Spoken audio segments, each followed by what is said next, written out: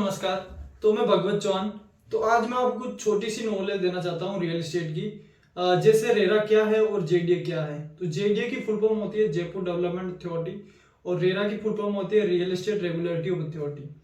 तो जेडीए क्या होता है कि जयपुर का जो विकास होता है वो पूरा ही जेडीए के हाथ में होता है। जयपुर को कैसे डेवलप करना है, जैसे रोडें कहाँ जा रही है, कितने फीट की रोड कहाँ पे देनी है, कोचिंग हब कहाँ लाना है, एजुकेशन का क्षेत्र किस साइड लाना है, और इसके अलावा एनआरआई कॉलोनी कहाँ पे लानी है, नेशनल रीजनल कॉलोनी कहाँ लानी है।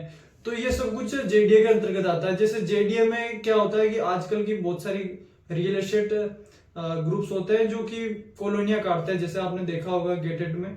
तो वो क्या करते हैं कि 30 फीट से छोटा रोड नहीं दे सकते वैसे उसमें, क्योंकि जेडीए का ये नॉर्म्स है या रूल्स है कि उसमें 40 फीट के ऊपर ही रोड होने चाहिए, 30 से 40 फीट के। तो इसीलिए है कि गेटेड कॉलोनी में ही प्लॉट खरीदे, क्योंकि सोसाइटी में क्या होता है कि सोसाइटी के कोई रूल्स नहीं होते ना, ना उसमें गेटेड होती है ना कोई फैसिलिटीज होती है। तो जेडीए का जैसे कि कोई किसी ने 10 बीघा प्लॉट खरीदा है तो उसमें लगभग 40% उसको फैसिलिटीज देनी पड़ती है, पानी, पार्क, सीवरेज लाइन। उसके अलावा आपको इसमें जैसे मिल जाते हैं, टेम्पल मिल जाता है। तो ये सब कुछ फैसिलिटीज इसमें देखने की मिलती है। और दूसरी क्या होती है कि RERA, real estate regulatory of authority. तो इसकी full form real estate regulatory of authority है। और इसका क्या काम होता है कि पहले कोई जमीन या लैंड रेजिडेंशियल या कॉमर्शियल उसको जेडीए करवाना पड़ता है।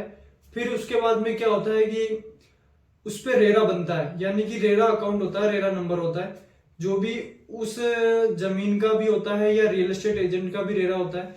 तो जमीन का जब रियल एस्टेट रेरा बन जाता है तो उस पर कुछ नॉर्म्स लागू हो जाती है, जैसे उसमें डेवलपमेंट करना अनिवार्य होता है। जैसे मैंने बताया था कि 40 फीट रोड और जैसे फैसिलिटी देनी पड़ती है 40%, तो 40 फीट रोड, उसके अलावा पानी, सीवरेज, ये रेरा के अंतर्गत आता है।